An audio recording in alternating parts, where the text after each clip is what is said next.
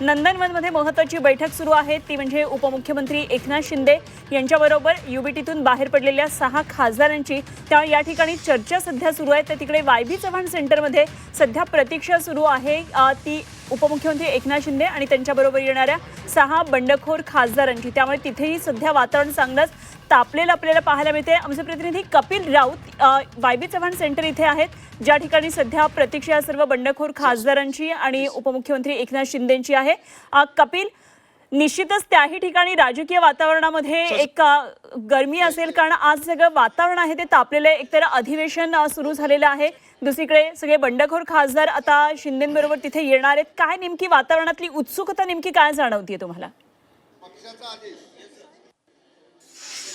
नक्कीच तुम्ही वातावरण बघू शकता कशा प्रकारे वातावरण आहे. मंत्री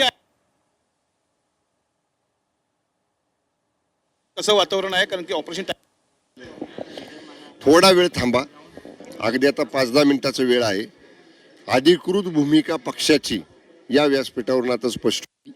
त्यामुळे जी भूमिकाच पक्षाची या ठिकाणी आपल्या समोर येईल ती पक्षाची अधिकृत भूमिका आहे. पण शिवसेनेचा एक उपनेता म्हणून मी एवढंच सांगेन, आदरणीय एकनाथजी शिंदे साहेबांच्या नेतृत्वाखाली शिवसेना वाढवण्यासाठी, शिवसेना अधिक मजबूत करण्यासाठी जे लोक, जे नेते मंडळी शिवसेनेबरोबर जोडले जातील त्या सगळ्यांचं आम्ही पक्षामध्ये स्वागत करतो. संजय राऊतांनी आरोप केलेले आहेत, पुन्हा गद्दार, पुन्हा 50 खोके. ते जेवढं बोलतील ना तेवढंच. काय झालं मला सांगा, मी मागं पण बोललो. संजय राऊत 2022ला आम्ही उठाव केला आदरणीय शिंदे साहेबांच्या नेतृत्वाखाली. आम्हाला काय म्हणले? गद्दार, गटारातली प्रेत, रेडे. आमच्या महिला प्रतिनिधींना एकदम अर्वाच्य भाषा वापरल्या. एवढं संजय राऊत बोलले. काय झालं? आम्ही 40 आमदार होतो शिवसेनेचे साहेब नेतृत्वाखाली करणारे. 24च्या विधानसभेत 61 झालो. त्यामुळं जेवढं संजय राऊत अशा पद्धतीचं अर्वाच्य बोलतात लोकांना ते पटत नाही आणि लोक त्याचा बदला हा मतदान करताना मतपत्रिकेतनं बोलून व्यक्त करू. ऑपरेशन टायगर नगरसेवक की आमदार यांच्या वाटेत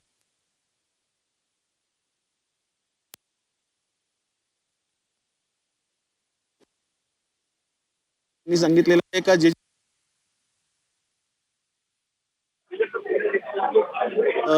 ज्यांचे पहिले तर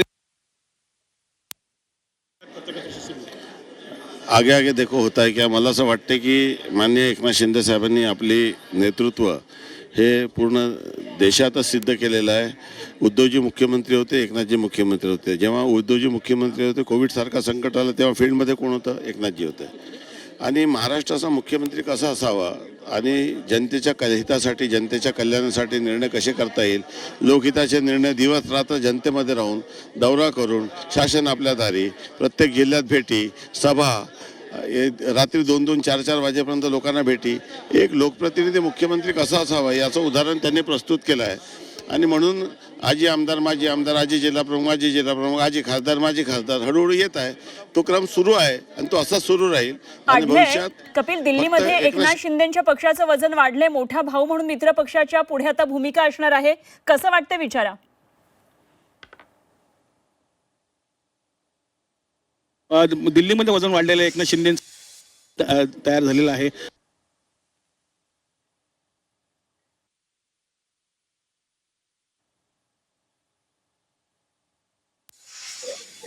लिडरशिप आता कोणाला राहिले.